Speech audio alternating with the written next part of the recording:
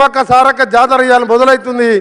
20 కోట్ల మంది మహిళలు ఉచితంగా బస్సులలో ప్రయాణం చేసే విధంగా చెప్పిన మాట కట్టుబడి ఈరు ముఖ్యమంత్రిగా వారితో పాటు మంత్రులుగా మేము వేదికమైన మా ఎమ్మెల్యేలు అందరూ వారి నాయకత్వంలో ముఖ్యమంత్రి గారి నాయకత్వంలో టీమ్గా పనిచేస్తూ చెప్పిన ప్రతి కార్యక్రమాన్ని రాహుల్ గాంధీ గారు, సోనియా గాంధీ గారు, ఖర్గే గారు ఇచ్చిన మాటని నిజం చేస్తూ ముందుకు పోతామని ఈ సందర్భంగా మీ అందరికీ తెలియజేసుకుంటూ, మొట్టమొదటిసారి వచ్చిన సందర్భంగా వెనుకబడ్డ ప్రాంతమైన కొడంగల్లో ఇవాళ 4,400 కోట్ల రూపాయలతో ఇవాళ అభివృద్ధి పనులు చేసుకుంటున్నాం.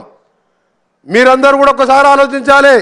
వారు శాసనసభలో ఎమ్మెల్యేగా తెలంగాణ కోసం ఆ రోజు గవర్నర్ ప్రసంగంలో ఆ రోజు మేమందరం కలిసి ఏ విధంగా కొట్లాడినో చూసినాం.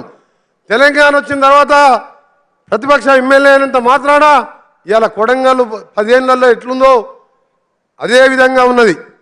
ఇవాళ తెలంగాణలో కాంగ్రెస్ పార్టీ ప్రజాప్రభుత్వం రావడం ఇవాళ మీ రూపురేఖలు మార్చే విధంగా కొడంగల్, మక్తల్, నారాయణపేట సంబంధించిన లిఫ్ట్ ఇరిగేషనే కాదు, రోడ్స్కి సంబంధించిన మా శాఖ నుంచి కూడా 400 కోట్ల పైన చోటుని ఇలా డబుల్ రోడ్ వేసే కార్యక్రమం కానీ ఇంకా మిగిలిపోయిన వైద్య కళాశాల కానీ ఇవన్నీ చేసుకుంటున్నాం.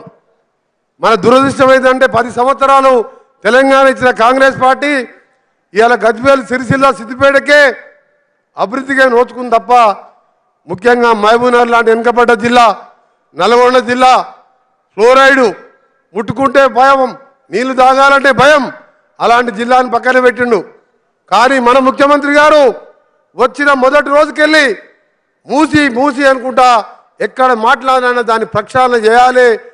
హైదరాబాద్, సికింద్రాబాద్తో పాటు నల్గొండ జిల్లాలో లక్షలాది మంది రకరకాల రోగాలతో ఇవాళ ఇబ్బందులు పడుతున్నారు, చనిపోతున్నారు అని చెప్పి ఇలా మూసి ప్రక్షాళనకు నడుము కట్టి ఇలా కార్యాచరణ తీసుకొని ముందుకు పోతున్నాం.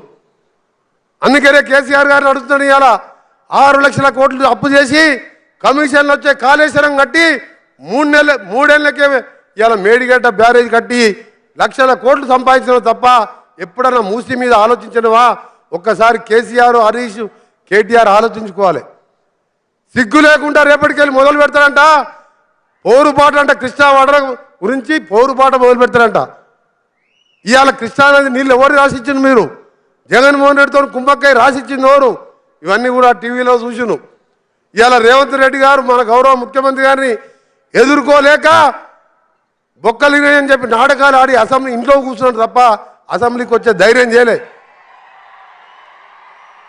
అసెంబ్లీకి వచ్చి మన ముఖ్యమంత్రి గారితో ఎదురుగా మాట్లాడగలుగుతాడా? అంత తెలివి ఉంది ఆయనకు? ఆయనకు తెలివి లేదు.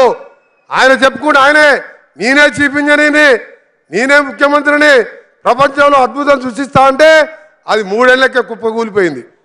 అద్భుతం పోయింది, అది పోయింది. 10 అయిపోగానే బొక్కలిరిగి కుర్చీలో పడ్డాడు. ఆయన వచ్చి రేవంత్ రెడ్డి గారితో కొట్లాడాలని మొక్కలు లేక హరీష్ రావు ముందు పెడతాడు. హరీష్ రావు దగ్గర ఏమున్నది? ఆయన చెప్తాడు ఇంట్లో ఉంటాడా?